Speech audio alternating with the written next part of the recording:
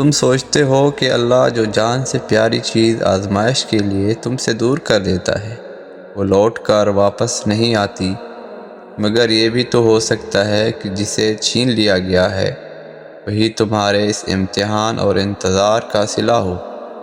اللہ کی ذات پر یقین رکھیں، وہ تمہارے حالات سے ناواقف نہیں ہے۔ وہ جانتا ہے کون سا دکھ تم نے آنسو میں بہا دیا اور کون سے دکھ کو خود میں ضبط کر لیا۔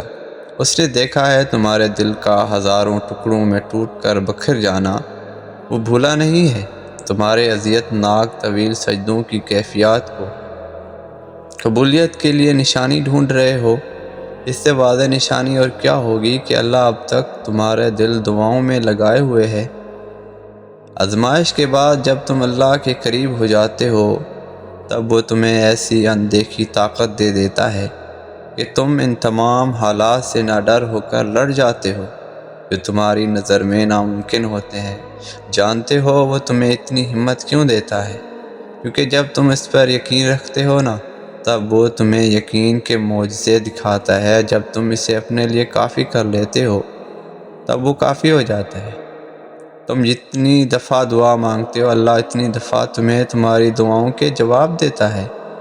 تم یہاں ایک قطرے کے لیے رو رہے ہو جبکہ تمہارا رب تو تمہیں 7 سمندر عطا کرنے پر قدرت رکھتا ہے۔ تمہارا کام بس دعا کرنا ہے، عطا وہ خود کرے گا، اور وہ مقصد تم کبھی نہیں جان سکتے۔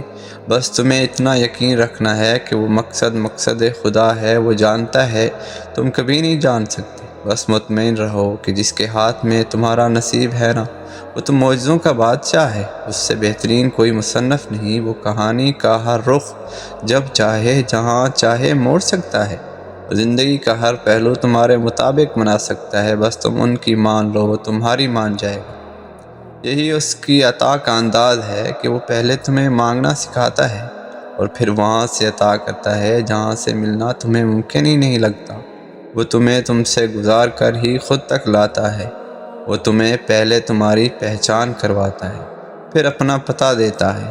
تم اپنی مرضی سے اس کی جانب نہیں جاتے بلکہ جب اسے تم پہ بے حد پیار آتا ہے تب وہ ایسے حالات پیدا کر دیتا ہے کہ تم اس کی جانب کھینچے چلے جاتے ہو۔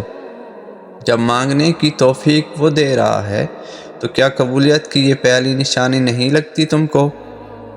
وہ چیزیں جو تمہیں دے دیتا ہے تو اس کو تم سے پھر کوئی چھین نہیں سکتا، اور جس کو وہ تم سے دور کر دیتا ہے نا پھر اس کے علاوہ کون ہے جو اس چیز کو تمہیں واپس لوٹا سکے؟ تو اگر وہ تمہارے دل میں دعا کا خیال لا رہا ہے تو وہ تمہیں اس بات کا اشارہ دے رہا ہے کہ اب بھی سب ختم نہیں ہوا، اب بھی ان کی امید باقی ہے، اب بھی وہ تمہارے نصیب کو تمہاری چاہت کے مطابق کر سکتا ہے۔ اللہ تعالیٰ قرآن میں فرماتے ہیں الا ان نصر اللہ القریب، سنو بس تھوڑا صبر کرو، بے شک اللہ کی مدد قریب ہے، جلد ہی تمہارے غم خوشی میں بدلنے والے ہیں۔ اور اللہ فرماتا ہے ومن اصدق من اللہ حدیثا، اللہ تعالیٰ سے زیادہ سچی بات والا اور کون ہوگا، اور کون ہے جو اللہ سے زیادہ پکی بات کرے۔ انتظار کرنا مشکل ہے مگر اس انتظار کے بعد جو اجر تمہارے لیے لکھا گیا ہے وہ تمہاری زندگی بدل دے گا۔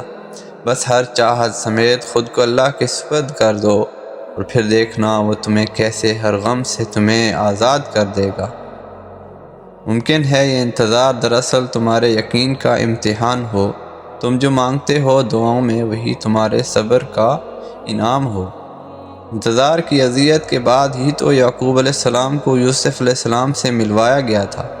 جسے سزا سمجھ رہے ہو اس دیری میں ہی تمہارے لیے بہتری چھپی ہے۔ اللہ تعالیٰ کی ذات پر یقین رکھیں، اللہ سے مانگیں۔